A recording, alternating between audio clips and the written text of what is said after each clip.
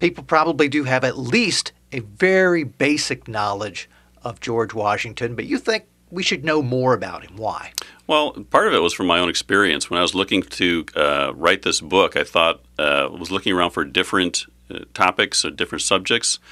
And I have read a lot of history, but I was surprised by how little I knew about what Washington had accomplished. I mean, I knew, of course, he was the first president, one of the founding fathers. He led us in the Revolutionary War.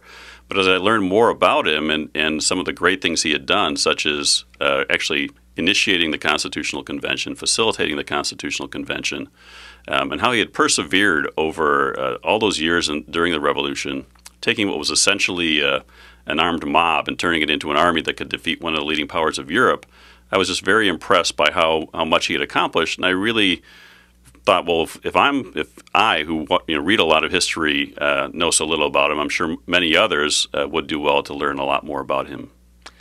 Now, you could tackle George Washington's biography in many different ways. You focus on leadership. What about his background made you say, this is a person to profile in terms of leadership? Well, a couple things really struck me. One was his character and integrity, especially today. And throughout time, character and integrity in leaders has been an issue.